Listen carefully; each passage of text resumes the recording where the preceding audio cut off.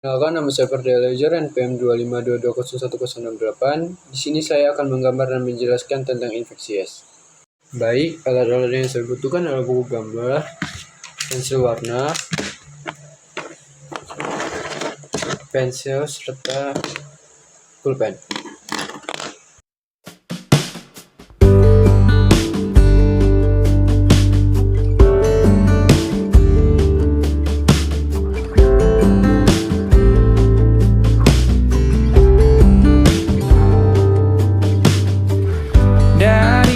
Kejauhan tergambar cerita tentang kita, terpisah jarak dan waktu.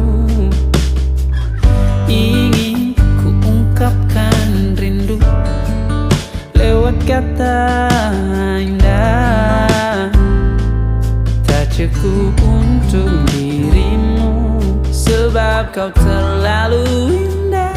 Dari sekedar kata, dunia berhenti sejenak menikmati indahmu. Dan apabila tak bersamamu, ku pastikan ku jalani dunia tak seindah kemarin. Sederhana, tertawamu sudah cukup lengkapi sempurnanya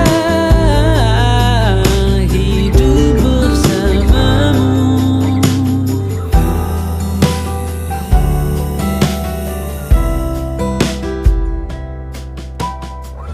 Jika hariku lalui tanpa hawamu, percuma senyumku dengan dia.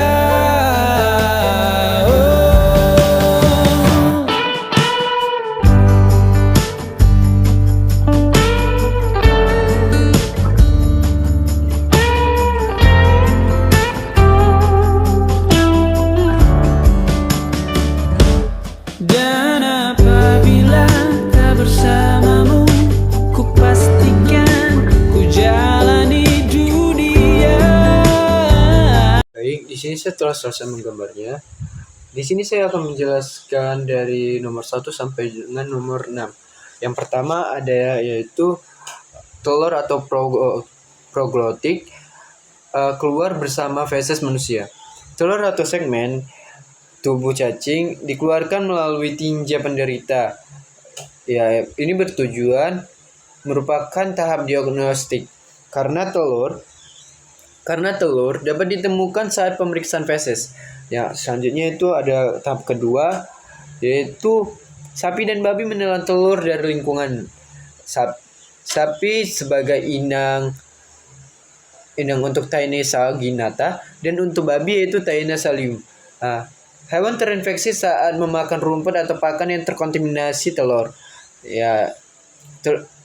Dengan kata lain, telur masuk ke sistem pencernaan hewan dan berkembang di tahap berikutnya.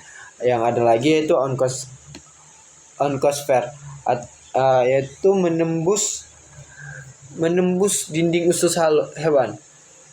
Telur menetas menjadi onkosfer yaitu menetas, lalu menembus dinding